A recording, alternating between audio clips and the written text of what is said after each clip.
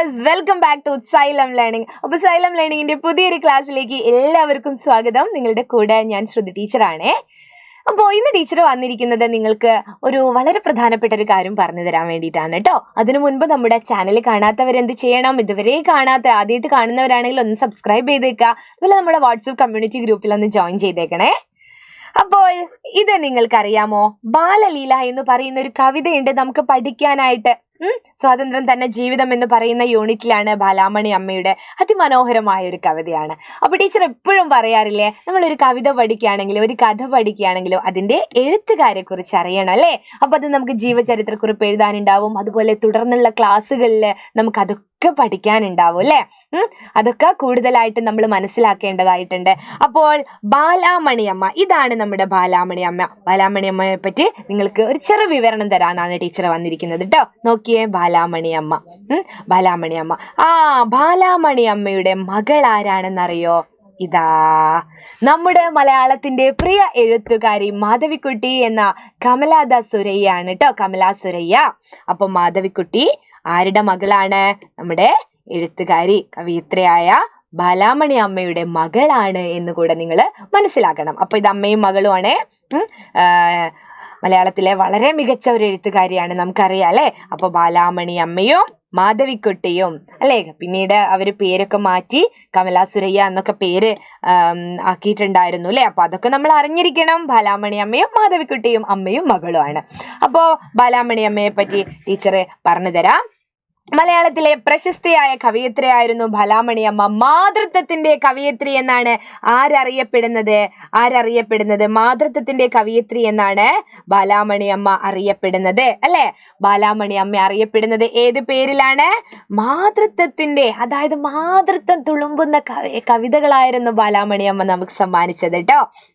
അതേപോലെ നിങ്ങൾക്ക് എഴുതാം, ചിറ്റഞ്ഞൂർ കോവിലത്ത് കുഞ്ഞുണ്ണി രാജയുടെയും നാലാപ്പാട്ട് കൊച്ചുകുട്ടിയുടെ അമ്മയുടെയും മകളായിട്ട് തൃശ്ശൂർ ജില്ലയിലെ നാലാപ്പാട്ട് തറവാട്ടിലാണ് ബാലാമണി അമ്മ ജനിച്ചത്. അപ്പോ തന്റെ തറവാട്ടിലെ കാര്യങ്ങളെ പറ്റി മനോഹരമായിട്ട് എഴുതുന്നുണ്ട് മാധവിക്കുട്ടി. അപ്പോൾ ഇതെല്ലാം ഈ ബാലാമണി അമ്മയെ പറ്റിയും അവരുടെ അമ്മയെ പറ്റിയും ഒക്കെ വളരെ വിശദമായിട്ട് പറയുന്നുണ്ട് കേട്ടോ. കവിയായ നാലാപ്പാട്ട് നാരായണ മേനോൻ അമ്മാവനായിരുന്നു. അപ്പോൾ ഇവരുടെ ബാലാമണി അമ്മയുടെ അമ്മാവനായിരുന്നു ആര്? കവിയായ നാലാപ്പാട്ട് നാരായണ മേനോൻ.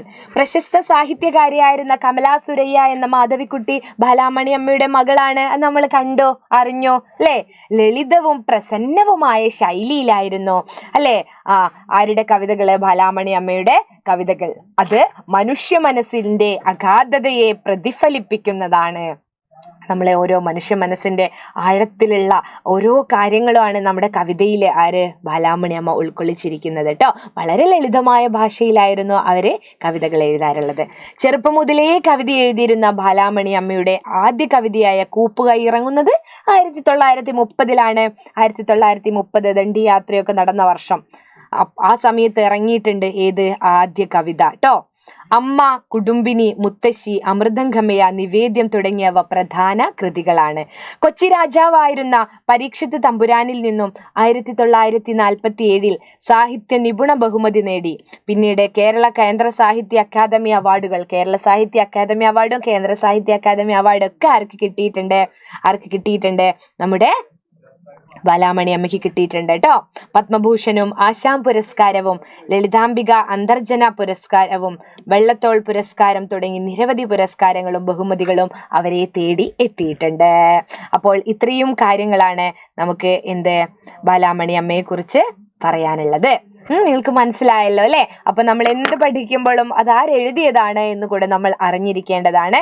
അപ്പൊ ഇത്രയും കാര്യങ്ങളാണ് ടീച്ചർക്ക് മക്കളോട് പറയാനുള്ളത്. അപ്പോൾ ഇതിന്റെ മറ്റ് ലൈവ് ക്ലാസ്സുകളൊക്കെ ആയിട്ട് ടീച്ചർ അടുത്ത ദിവസങ്ങളിൽ ലൈവിൽ വരുന്നുണ്ട് കേട്ടോ. അപ്പൊ എല്ലാവരും എന്ത് ചെയ്യുക, ലൈവ് ഒക്കെ കൃത്യമായിട്ട് കാണുക. നമുക്ക് ഈ പാഠഭാഗം മനോഹരമായൊരു കവിതയാണ്. അത് നമുക്ക് ചൊല്ലിയും ഈണത്തിൽ ചൊല്ലിയും അല്ലെ പറഞ്ഞും ഒക്കെ രസകരമാക്കാം. അപ്പൊ അടുത്ത ക്ലാസ്സിൽ കാണാം. അതുവരേക്കും ബൈ.